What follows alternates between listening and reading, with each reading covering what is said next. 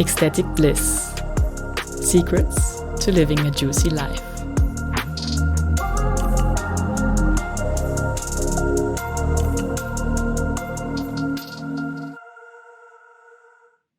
Hello loves, welcome to today's episode of Ecstatic Bliss.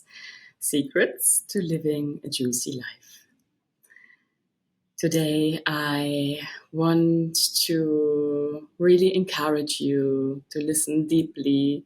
It is a philosophical topic, but a very important topic that I feel is somehow lost in the everyday life often. It's lost in to-dos. It's lost in the mental activities. It is lost when you're not connected with your body. It is lost when you're not connected at all with yourself. And this topic is about your truth. And I know truth is such a vast and a little bit blurry terminology, because we cannot really put in words what truth is. And I would love to give you some perspectives and inspirations to find your very own truth, because it's only you who can find it. I cannot tell you this is your truth or that is your truth, but it's a personal journey into that is true for me personally. I feel there is actually one underlying universal truth, so to say. So that is something we get glimpses into, that we can here and there access, but not the full spectrum of it. That's kind of like the ultimate cosmic universal truth. But layered on top is your individual truth, which is filtered through your own glasses. And you most probably know already that everything what is inside of you shapes everything that is outside of you. So in a way, sometimes we feel that truth is what we perceive as reality internally or externally. And especially the topic we are talking about today is how to embody your truth. It's not only about finding your truth, but then also to put it out, to manifest it in your, physical body that you have here as a human being. And I came to this topic actually some years ago, or it came to me because I was thinking of, okay, there lies the ultimate truth and there lies my personal truth. And that's kind of philosophical, that's mental, maybe emotional, but what has a body to do with my truth? I can float in space and be there and live my truth. So the embodiment of your truth comes in place and is important so that you truly live your soul on a human level. It is as if you use your body to express your soul, but we come later a little bit more into embodiment. First of all, I feel there are actually two challenges here on Earth, which is, first of all, a lot of people have forgotten that truth, and a lot of people have disconnected from their body. So truth embodiment becomes a major challenge because of those two other challenges. And the first step, obviously, is to find your truth. Because what I notice is that a lot, if not most people, still live a truth of someone else, of society, of some limiting beliefs, of what has been told to them, what they read, what they heard. So it's kind of like a truth based on outer perceptions and not so much of internal reflection. So we come to our own perception of the world and our truth in general by looking inwards and looking outwards. It's always a two-way process, as in so many things we have the internal world and the external world, and both are married, so they mirror each other. And a lot of people, especially in the beginning, when they question themselves and, okay, what do I want to actually live? What is my truth? They look outside of themselves. They look externally. And there comes a little bit an issue of internalizing the truth of others, internalizing first and foremost when we are children, the truth of our parents, of caretakers in general, of peers, of friends, of people around us, and also of society, because there is still this in place. We want to belong to that group of humanity. And then with time, you question, is that really my truth? What is my truth? And what do I want to change and shift to feel more aligned with myself? And I also have to say, actually, this is, as so many things on the spiritual journey, it's an evolution and it's a never ending story. Because truth reveals over time, that's my perspective on it, and truth changes over time. What I mean by that is that truth reveals over time because sometimes I feel the universe wants us to experience something, to go through something, to realize something, to get encounters with someone so that we get initiated into a new version of ourselves. It's about getting initiated into something so that you are ready to ascend to a new stage, to a new version of yourself. And then you get new clues, new codes, new keys for going further into a deeper truth. So that I mean by it reveals itself over time, because what I noticed, at least from my path, is no matter how much I dig inside of me, even how much I meditate or journal or whatever practices you may have, there is always an unknown component. And sometimes it's the message of just sit now in what is, maybe even just enjoy the moment now, appreciate what you have, and not always, okay, what is the next thing to shed? What is the next thing to learn, to grow, It's sometimes about eating the fruits of the trees you've sown. And by the second statement I had, truth changes over time, I mean that I feel some people have the impression that this is my truth and that is fixed.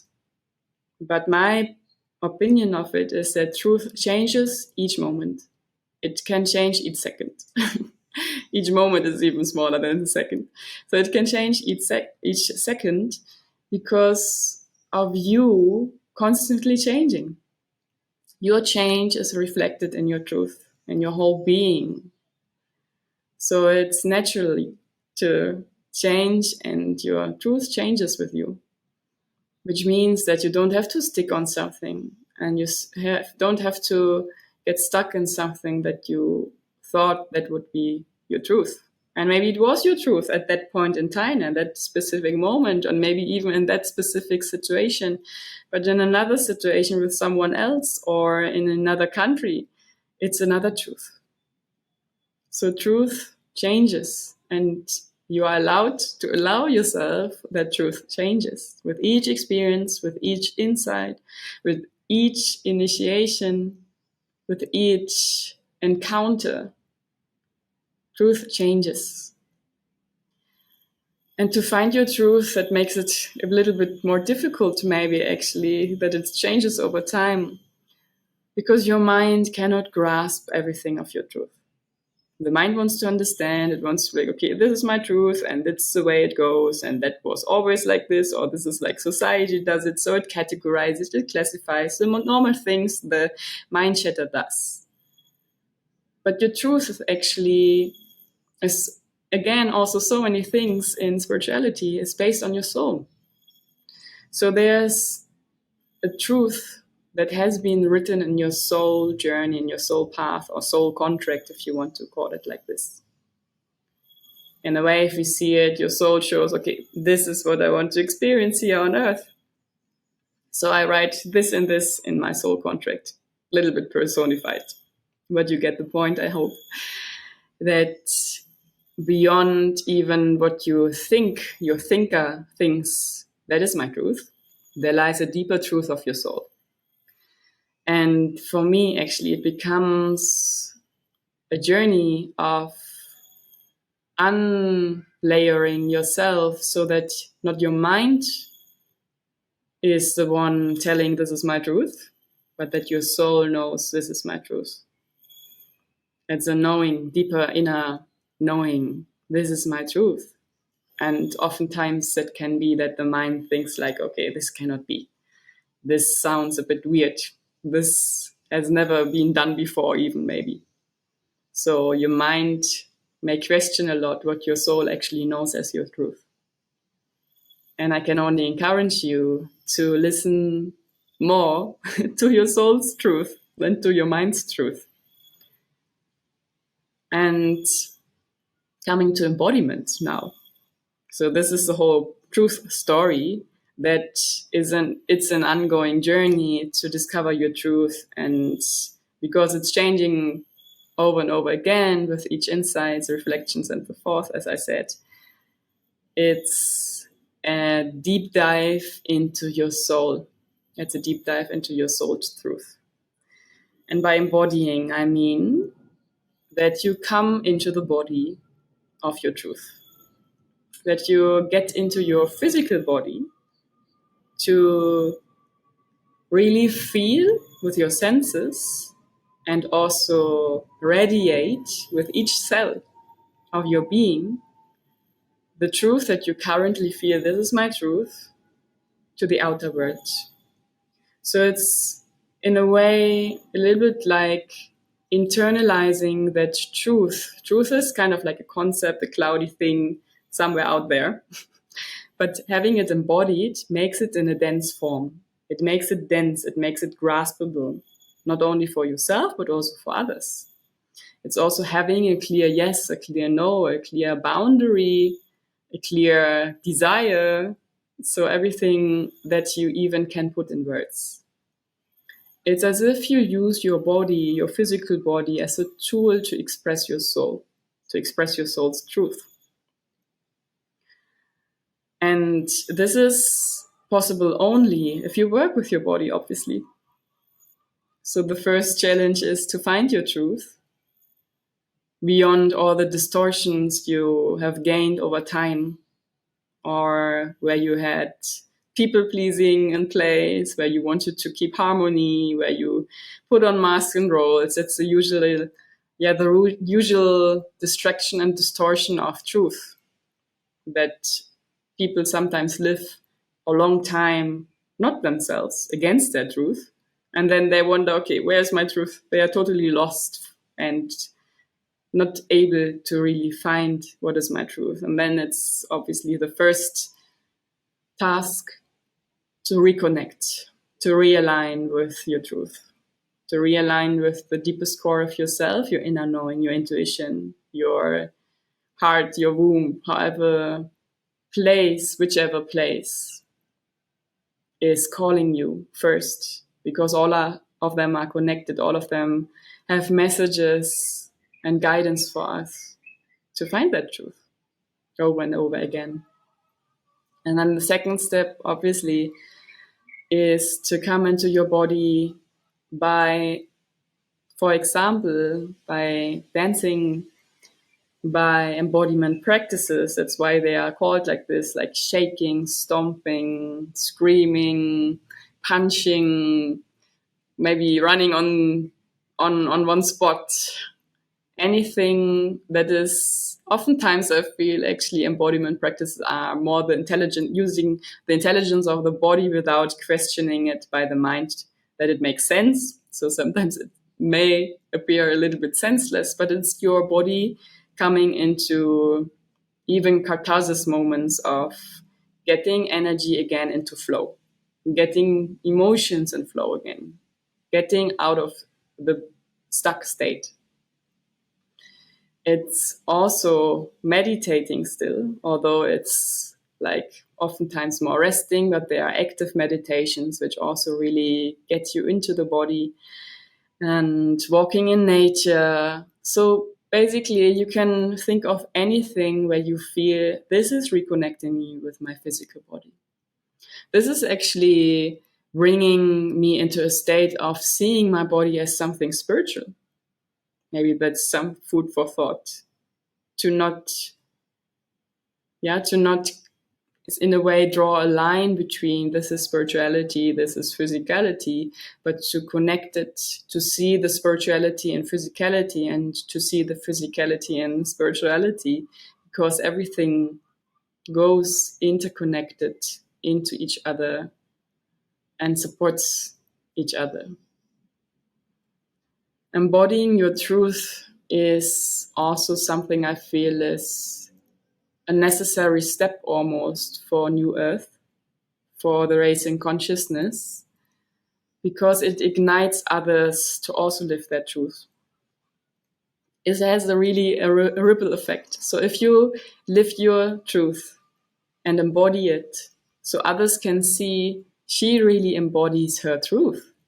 Others will get a glimpse into what a person looks like and feels like and radiates like, the light and love it radiates, and will also want to dig deeper into their truth and embody their truth.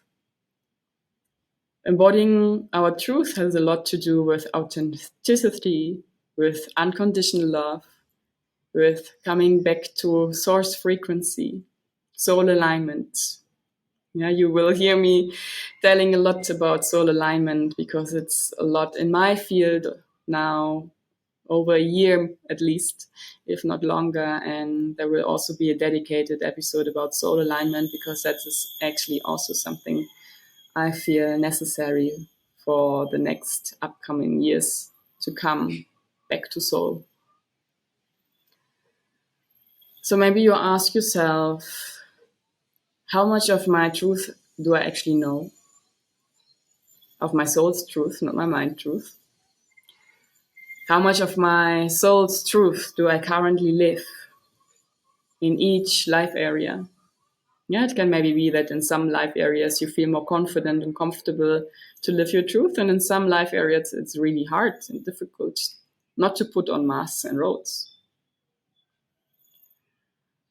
Ask also yourself, where do I play roles and masks and put on masks, and how can I put off those masks and step out of those roles? Or why do I play them and put them on in the first place?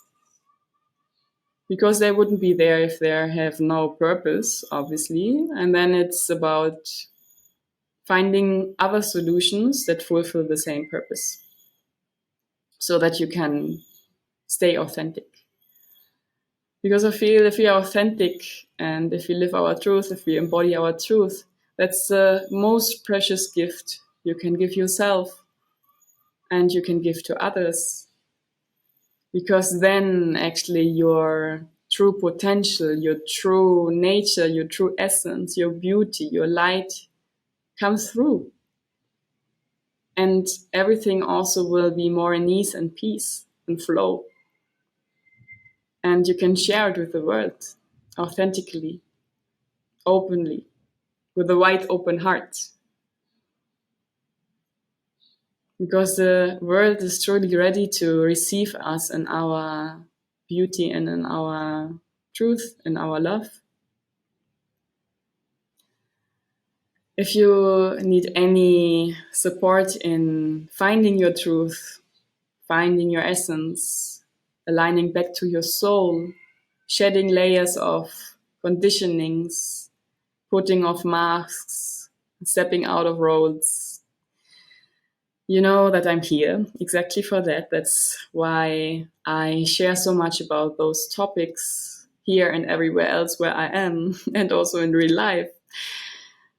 Because I really have also the difference. I mean, I know the difference between being somehow withdrawn in my own world and going out showing who I truly am. I have that difference.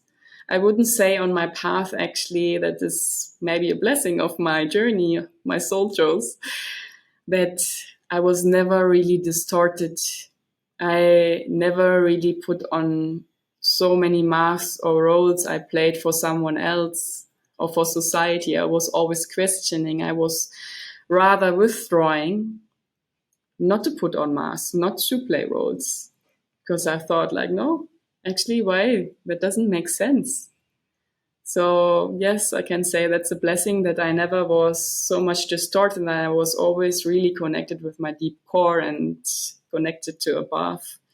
Even when I didn't know, okay, that's actually connection to the divine, but I was always guided, and I knew that later it was always there.